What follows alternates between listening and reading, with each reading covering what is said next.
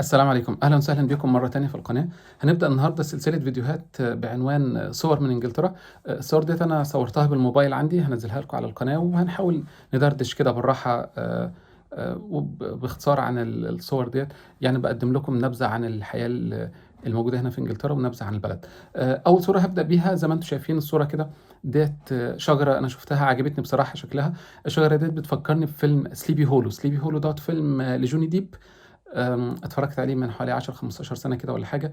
الفيلم ده يعني أتذكّر إن هو يمكن آخر فيلم رعب أنا أتفرّج عليه فعلًا رعبني، وفعلًا كان خوّفني. فلمّا شُفت شكل الشجرة ديّة رغم إن الفيلم أنا متفرّج عليه من 15 سَنة، بس افتكرت الفيلم.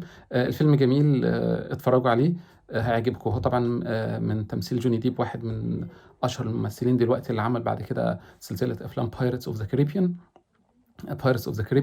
والفيلم حلو وجميل.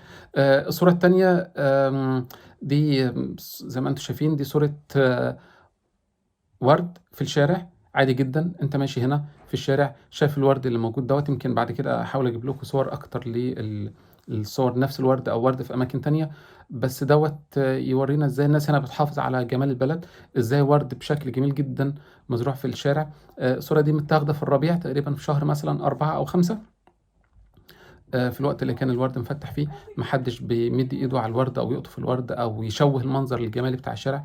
وفعلًا كانت صورة حلوة وجميلة تستاهل إن أنا أنشرها لكم. الصورة التالتة ديّة لحي من الأحياء أو مجمّع سكني في مصر زي ما بيسموه كده compounds. لو نقلنا الصورة ديّة أو الcompound ده للcompounds اللي في مصر طبعًا هيبقى الفرق رهيب. ولكن الجمال ممكن صناعته بسهولة. صحيح هيكون شوية مكلف، مش كل الناس هتقدر عليه أو مش كل الأحياء نقدر نخلّيها بالمنظر دوّة، بس ممكن. الصورة اللي بعد كده ديّة عربية تكريم الموتى. شُفتها يمكن الصورة دي صوّرتها في أول أسبوع ليّا يمكن كنت في إنجلترا.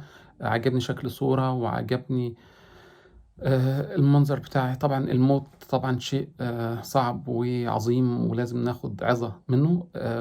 فعجبني إزاي هُم يعني مهتمين بحتى اللحظات مش اللحظات الأخيرة، هي اللحظات ما بعد الأخيرة كمان، إن هُم مكرّمين فيها الموتى وهُم رايحين. الصورتين اللي جايين دُولة صور لجامعة جرينتش. جامعة جرينتش دي جامعة موجودة في حي جرينتش، حي جميل جدًا في وسط لندن. آمم وده اللي متسمّي عليه، اللي بيمُر عليه خط جرينتش، واللي ب ب بيُقاس عليه توقيت جرينتش، التوقيت اللي يعني العالم كُلّه بيرجع له مرجع للتوقيت. ودي الصورة بتاعة حديقة الجامعة، وصورة القبة بتاعة الجامعة، قبتين. وحتى كمان جامعة جرينتش دي بتتميز بال آمم المباني العريقة التاريخية بتاعتها والقبة والكلام ده. بيتصوّر فيها أفلام كتيرة جدًا. الأفلام اللي بيبقوا عايزين يصوّروا فيها حاجات تعود للعصور التاريخية، بيصوّروا فيها. أفتكر فيلم باتمان اللي عامله كريستوفر نولان كان متصوّر في جامعة جرينتش. بعد كده عندنا ده الفيرزاتشي، محل فيرزاتشي عارض هدوم بديزاين غريب جدًا. هو طبعًا يعني هو عارضها بديزاين غريب وألوان غريبة عشان بس يجذب الناس، ودي كانت موجودة في شارع أوكسفورد. بعد كده الصورتين 3 اللي جايين دُولة الهايد بارك. هايد بارك واحدة من أشهر حدائق العالم، واحدة من أجمل حدائق العالم موجودة في لندن. الناس اللي يعني أتمنى الناس اللي بتتفرّج على الفيديو إنها تكون عندها نصيب في وقت من الأوقات إنها تزور حديقة الهايد بارك. حديقة من الحدائق الجميلة جدًا. أتمنى إنكم تشوفوها في لندن.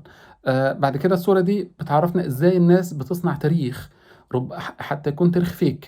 متحف شارلوك هولمز. أصلًا ما فيش حد اسمه شارلوك هولمز حقيقي، يعني هي طبعًا شخصية أسطورية fiction، لكن طبعًا مشهورة جدًا عالميًا، حقق شهرة عالمية كبيرة جدًا. وعملوا له متحف، اللي هو شخص أساسًا مش موجود في الوجود واتعمل له متحف والناس بتيجي تزوره. فهنا يبين لنا إزاي الناس دي تقدر تصنع تاريخ من لا شيء. تقدر تصنع جذب سياحي من لا شيء، في حين إن دول تانية زي مصر مثلًا عندها عناصر جذب سياحية كبيرة جدًا، لكن للأسف مش مستغلة بالصورة الأفضل. الصورة الأخيرة اللي هاختم بيها الفيديو النهارده ديّة، الصورة دي من مسجد لندن المركزي. كنت في دخلت أصلّي فيه، فعجبني المسجد، شكله فخم وجميل، والمسجد ليه قصة بُناه، أعتقد إن الشيخ الشعراوي كان ليه دور الله يرحمه في بُنى المسجد دوّة، وطلب من الملك آمم السعودي مين وقتها؟ الملك فهد تقريبًا، ربما مش متأكد بالضبط بصراحة، وتم التمويل بفلوس عربية وخليجية وسعودية، فيعني ربنا يجازي كل الناس اللي كان ليها دور في بُنى المسجد الجميل دوّة. المسجد كبير جدًا، موجود في أجمل أماكن لندن، جنب regent park central لندن، فالمسجد جميل جدًا. وربنا يا رب يجازي الناس قامت عليه بخير وثواب. هاختم الفيديو النهارده كده علشان ما اطولش عليكم. لو عجبتكم السلسلة هانزّل لكم صور تاني وهنتكلم عليها تاني أكتر. شكرًا والسلام عليكم.